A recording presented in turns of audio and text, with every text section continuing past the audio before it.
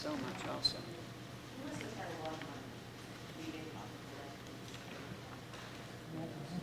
Interesting to see they have the seal of the Oh, it's kind of stupid. Well, Nora's offered to help us give some money for it. Well, we have to get after them, don't we? Well, you do.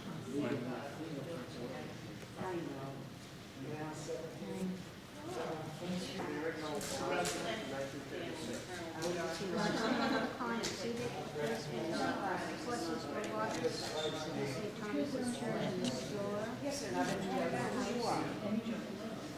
Yes, I did. The Methodist Church, 1730. Yes, you should do 1903. Yeah, Carol, pizza.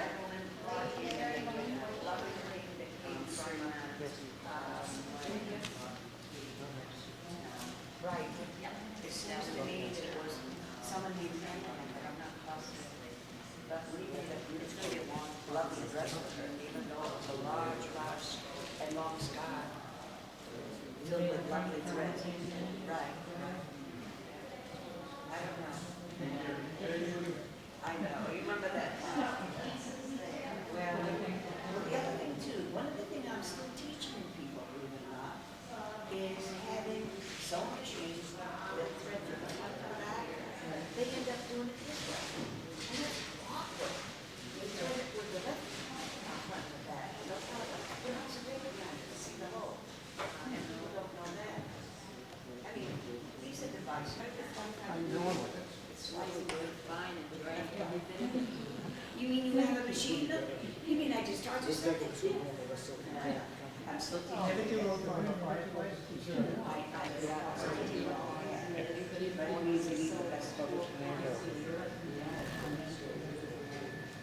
Yes, right. Well, we're hoping that it's going to be done before we get to have it as a town meeting, you see. If we can have it before we have a warrant. That would be nice.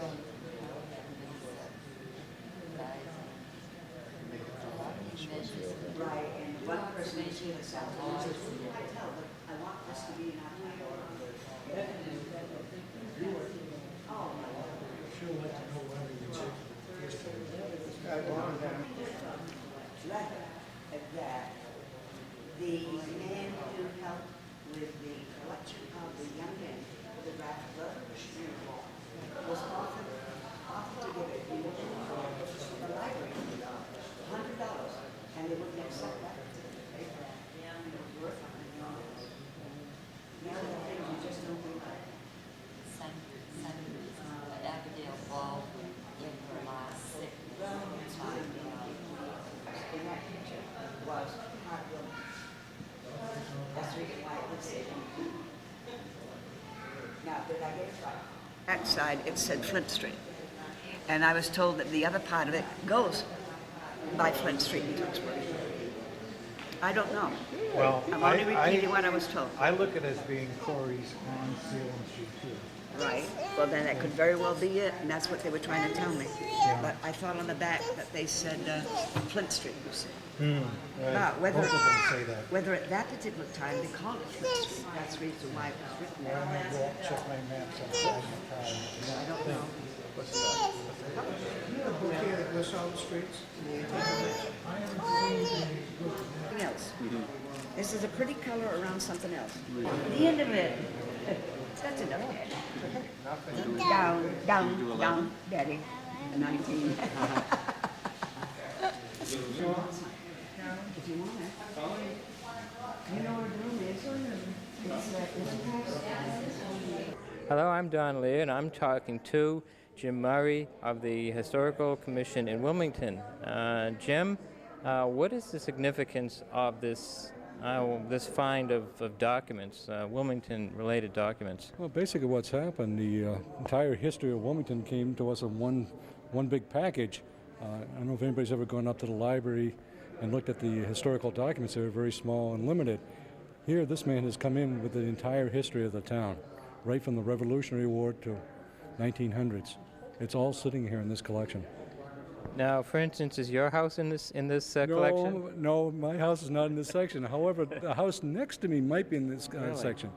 A lot of people don't realize the rider during the April 19th went right down through Salem Street, went past probably my lot, right past one of the taverns on Salem Street on the way up to Tewksbury. But no, my house is not there, unfortunately. What significant thing? I noticed there's written documents. I noticed there's some drawings, and I noticed there's photographs. Is there anything that anyone's found that's really turned a few heads and said, "Well, gee, I thought it was this way, and it turns out to be that way"? No, not so far that I briefly had a chance to look at, but I've seen some documents, the original manuscripts from Cadwalader Ford, who was the captain of the Minuteman Company, and asking for payment for some of his duties. And he actually sent the town a bill for any correspondence and any rides, and also for the April 19th event. They sent the town a bill. Is there any reference to to your company, the company of the militia? Oh yes, they've got the complete original roster, the men who went out that day, how much they paid them, what the expenses were, and it's all in there on the original documentation. And who was the gentleman that actually owned this collection of documents? The original collector of this was a man by the name of Bond.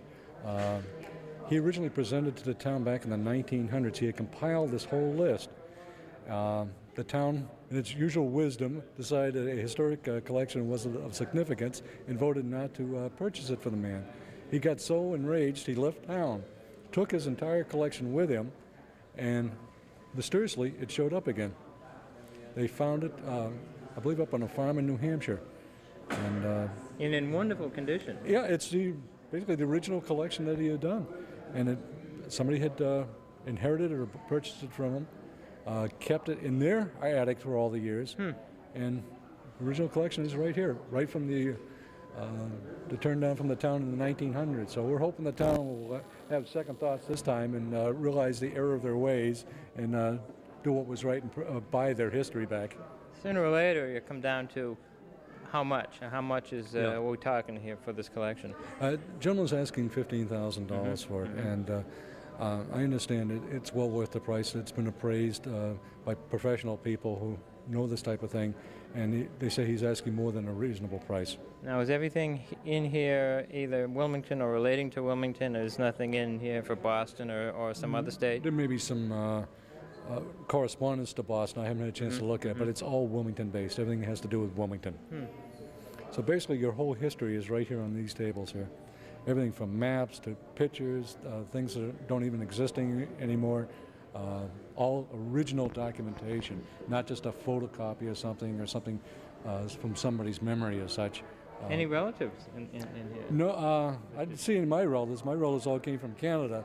Me too. But keep looking for some Tory sympathizers in there, but I don't see any. But perhaps my wife's, she may take a look at it later on. Her father's father lived in Wilmington, and they also had a relative that fought in the American Revolution. How do you suppose it managed to be in such good condition? It basically stayed in somebody's barn or In some sort of container? in some sort of a container, maybe Right. boxes or something, and just stayed there through the years. And instead of being handled all the time, it's getting a lot of handling Right now. right now than perhaps a museum would get a little nervous about. But I think it's important that the people actually get to see it in the condition it is now and react to it. Well, do you suppose this will have anything to do with the policy in Wilmington down the road, or not? Well, history is usually a good teacher. They could probably save themselves a lot of aggravation and time. Look at what the forefathers did before and act accordingly. What did they do under a similar situation that many years ago? Back in the 1900s, I mean, when the original. Or even back to when some of these... Well, they had their selectmen's meeting just the same as we have now. I'm sure they had their own town elections. I don't know if they had political signs out there or not, but I'm sure politics They had newspapers then, too. certainly had newspapers back then. I'm sure there were articles back and forth of the editor somewhere, but certainly in the taverns, Politics was certainly discussed. And The taverns, there you yeah, go. that's where a lot of the politics was discussed and decided there. Matter of fact, the Buck, it's an interesting story in the Buck House that's for sale again in Wilmington. The selectman had come to him every time they needed a loan or something, and he would go to his secret hiding place. And if you go to look at the Buck House, going that, maybe want to buy it, they will show you where he kept his money. And he would just all of a sudden disappear and come back with $2,000 or $3,000 and lend it to the town. So the buck stops here? The Buck stopped right there in Wilmington, you bet. Okay, thank you very much. You're welcome. To Carolyn Harris, the chairperson of the Wilmington Historical Commission. Carolyn, what is your input, for starters? What is your input on this wonderful collection of historical documents that's been presented to Wilmington? Well, we're excited about it. It's absolutely amazing that this collection, this Bond collection, has survived all these years.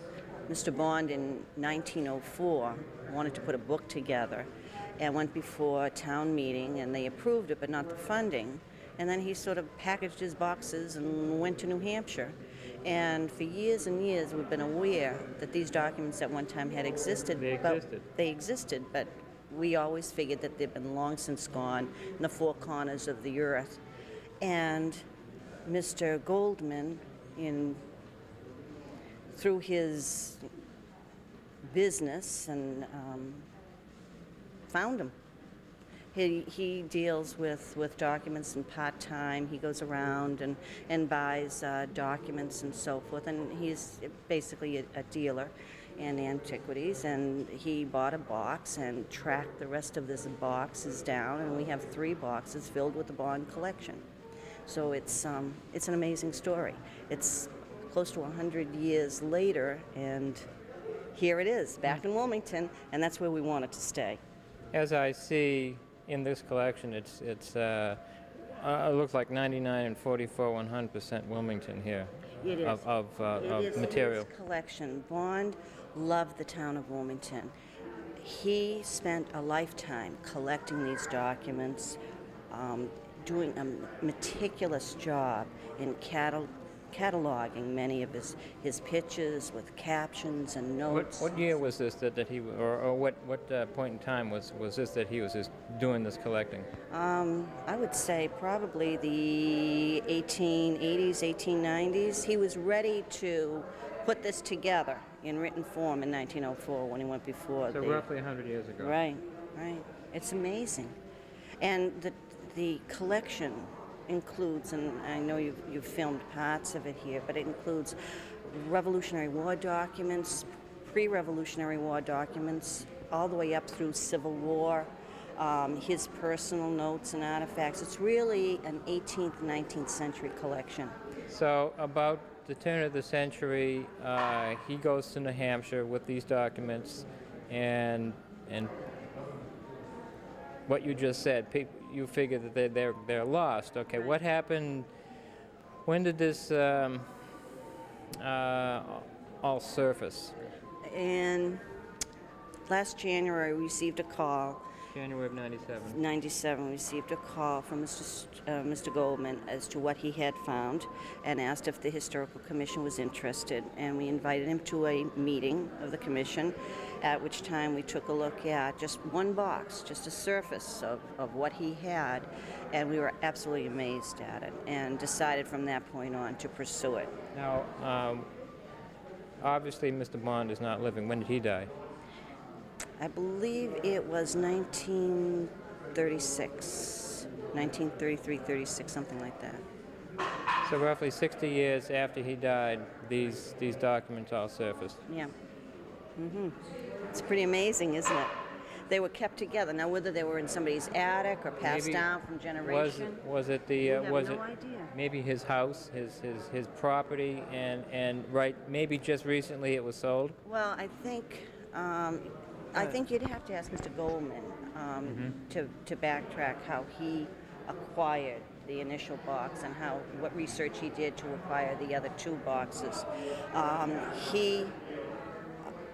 he must have passed these documents down, or they were simply in an attic and people didn't realize the value of what they had, until a dealer essentially bought it out, and he purchased it through, I think, an antique dealer.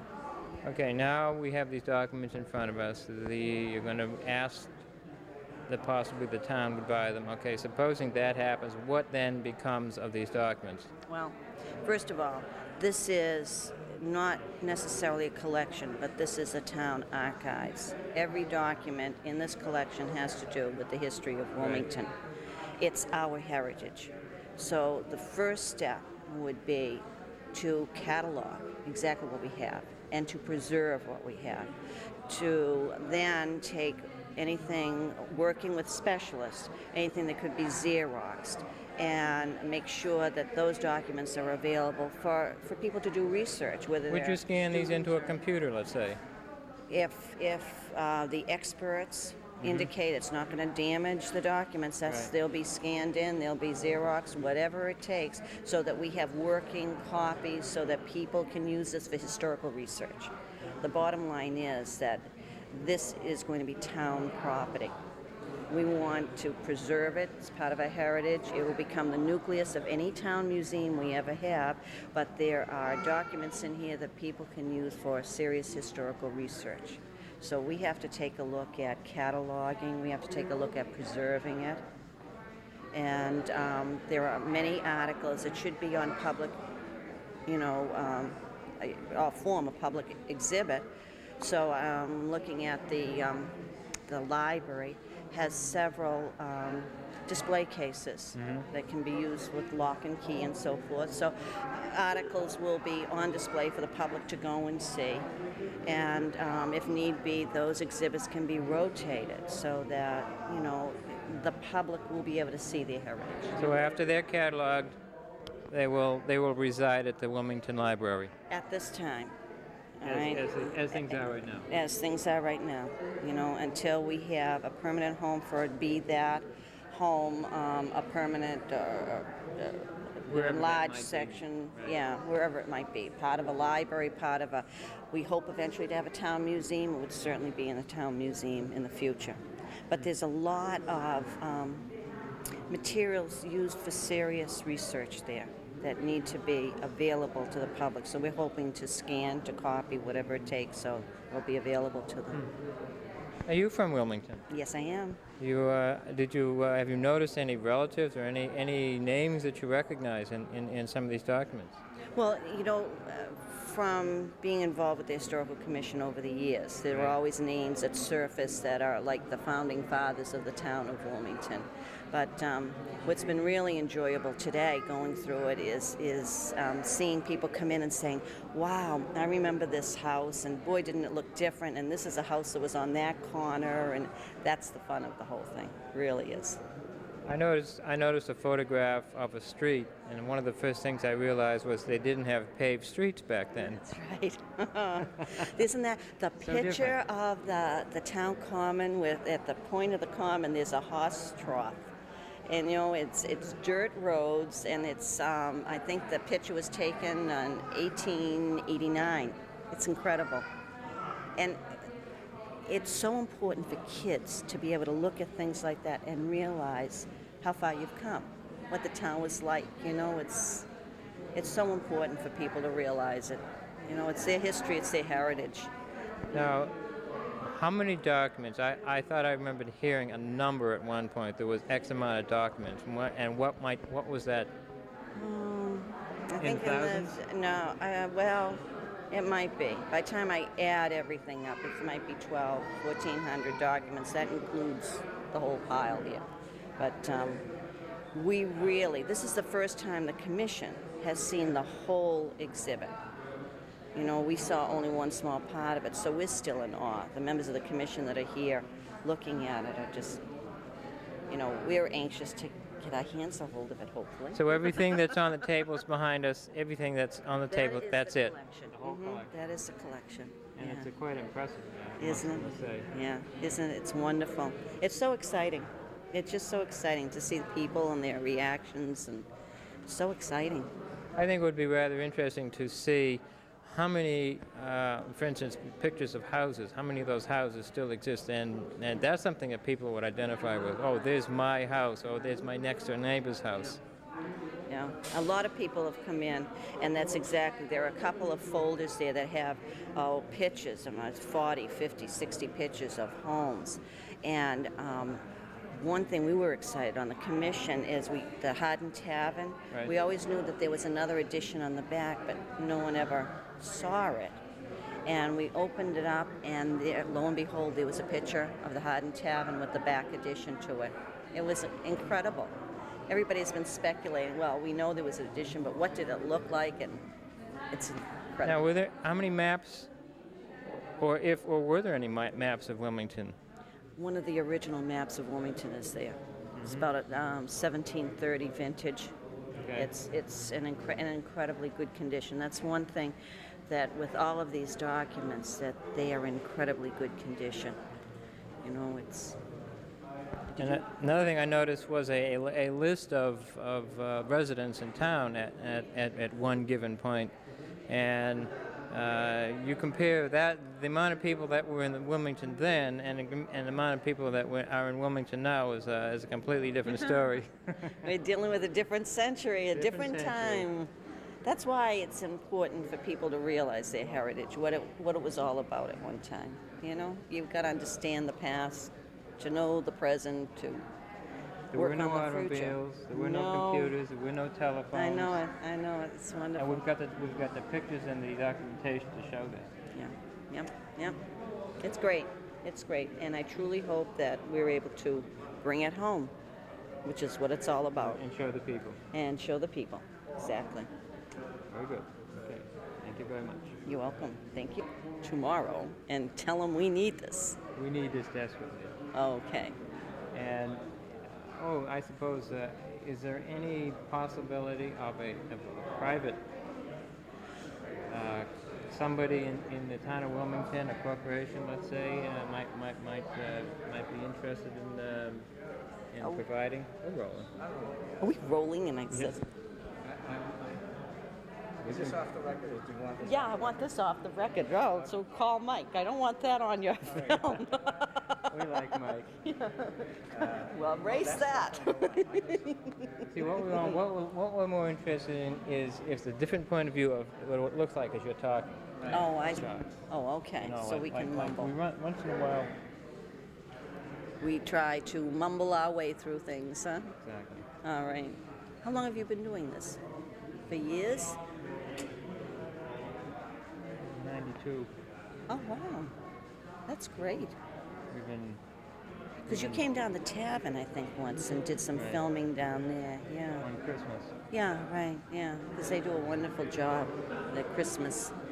You know, it's the Friends of the Hardin Tavern. They work so hard and it looks so beautiful. You know. Well, it's one of those buildings in town that is part of this historical thing, Yeah. and it'll figure into this equation. Yeah. I think maybe more people will look at the Hardin Tavern as that particular history. Yeah. Yeah. It's they do a wonderful job, and I think they need more publicity for everything they do down there. So when I saw you filming, I said that was great.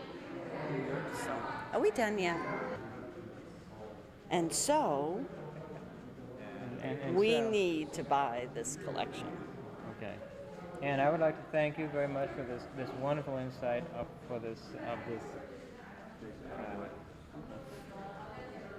I'd like to thank you for this insight of all this documentation that Wilmington will be getting. Well, I certainly hope we'll be getting it. And thank you. I appreciate it. And I'm looking forward to bringing this home to Wilmington where it belongs. And I thank you very much. Oh, they call this Wilmington Center. Isn't it sad? It is. We really need a museum here. That's what we do, yes, we don't want to lose it. Many people move every 5 years here out there as one Not But at the same time, it meant that, I could see where the walk. You know, I went between the school building and you taught me sewing. She said, I still remember how to sew a needle. I take care of a needle the way you taught me. And I said, you know the thing that I'm still teaching people? She said, no. I said, I'm still teaching them how to thread the new machines that thread from the front to the back. I said, Been in this community for many, many years, and I served locally. And I remember when I was on the Board of Selectmen, from time to time we would look at some of the items that we had in our library at the town hall, the old town hall, and I've never seen anything that compares to this. And we've got to keep this. We've got to buy this for the community and put it on permanent display. And I think the commission is doing a marvelous job with this open house tonight. It's been an education. And I mentioned earlier, if there's anything I can do to help, I'm ready, willing, and able. If you had your way, where would you put all this? If we could create a museum, Okay. and we have a new bill that went through the House, the Convention Center bill, there's about $25 million in there for museums. Very good. And if we had a museum, and I always felt that the Herndon Tavern would be the ideal place, Right. that's where I think some of these items should be on display. That's only an amateur's opinion. Well, that's a perfect Folks, place for it, actually. yeah, It the looks like a museum, actually. It does. And the folks who serve on the commission maybe have a better idea than that. But I hope they're going to apply for some of this funding. And as I said, anything I can do to help. And I think the town would be foolhardy to let this opportunity pass. This is great.